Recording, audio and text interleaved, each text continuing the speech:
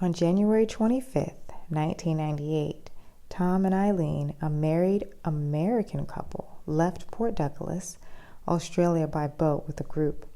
They were off to dive St. Crispin's Reef, a popular dive site in the Great Barrier Reef, but something was about to go terribly wrong. From Baton Rouge, Louisiana, Tom was 33 and Eileen was 28. Avid divers, the couple was described as young, idealistic, and in love with each other. They met at Louisiana State University, which is also where they married. Now, Eileen was already a scuba diver, and she got Tom to take up the hobby as well. On that day in late January, Tom and Eileen were on their way home from Fiji, where they had been serving in the Peace Corps for a year.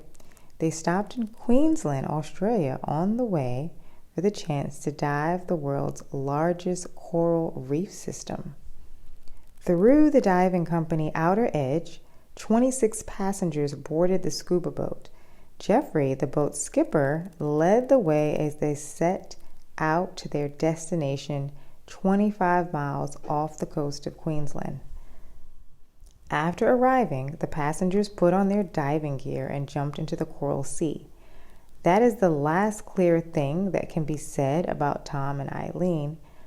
What one could imagine is after a scuba diving session of about 40 minutes, the couple breaks surface.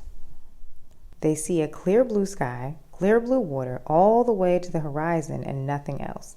No boat in front, no boat behind, just two disoriented divers who realize their crew has left them.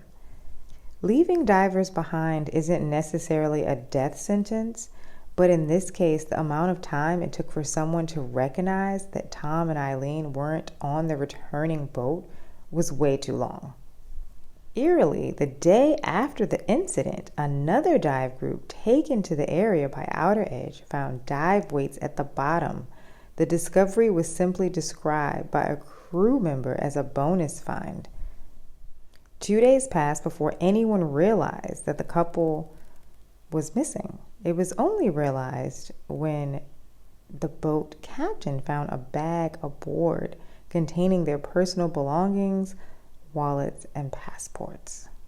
Alarm bells rang. A massive search was underway. Both air and sea rescue teams spent 3 days looking for the missing couple. Everyone from the Navy to civilian vessels took part in this search. Rescue members found some of the couple's belongings, such as their diving gear, washed up ashore. This included a dive slate, an accessory used for making notes underwater. The slate read, "To anyone who can help us, we have been abandoned on Court Reef, 25th January 1998, 3 p.m. Please help us. Come to rescue us before we die. Help!" Exclamation, exclamation, exclamation. But Tom and Eileen, their bodies were never found. Like most unsolved disappearances, chilling theories arose in the aftermath. Was it a matter of negligence on the part of the company and captain, or was there something more sinister lurking beneath the surface of the seemingly do-gooder couple?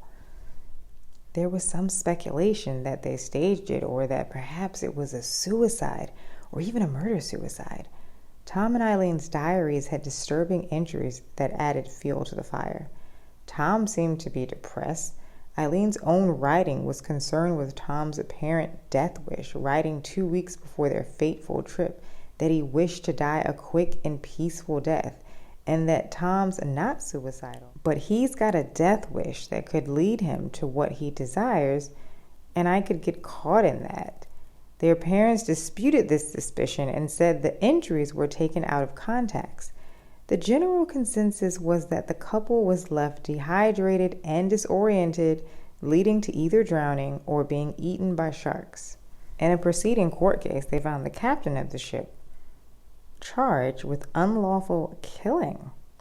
They said that the skipper should be vigilant for the safety of passengers and ensure safety measures are carried out. He added, "When you combine the number of mistakes and the severity of the mistakes, I am satisfied a reasonable jury would find the captain guilty of manslaughter on criminal evidence." The captain was found not guilty, but the company was fined after they pled guilty to negligence, which caused them to go out of business. Tom and Eileen, their case also prompted stricter government regulations in regards to safety, including headcount confirmations and new identification measures. In 2003, the film Open Water was released, and it's based on the tragic events of the couple's last dive. Well, I'm not sure if any of you had seen the actual movie. It was pretty intense. I saw it when it was first released, and let me tell you, that was definitely one crazy ride. So in the movie, the husband actually decided, when they jumped off the boat, the husband decided that he wanted to take a different route. He wanted to swim away from the boat, and the wife, so the husband wanted to swim away from the boat. It was his idea. The wife actually pleaded for him not to do that. Then they end up getting lost. Okay, so the boat pulls off. Now, the boat does not do a head count. They don't do a head count at all. They just pull away. It isn't until a few days later, I think the captain, he sees the couples, their belongings are still sitting on the boat, and then he remembers them, and he goes back out. He calls. The captain sees their belongings. He calls a search party. Most of the movie basically focuses on the couple's horrendous experience out there at sea alone for days. They just take you through the process of them being attacked by sharks and becoming dehydrated. So I don't really want to give away too much of the movie, but if you are looking for something scary, please check it out. Thank you so much for listening.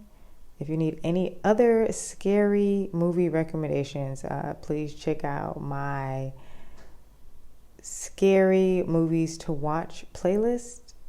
I post a bunch of scary movie trailers on there. Thank you so much. You guys have a great day.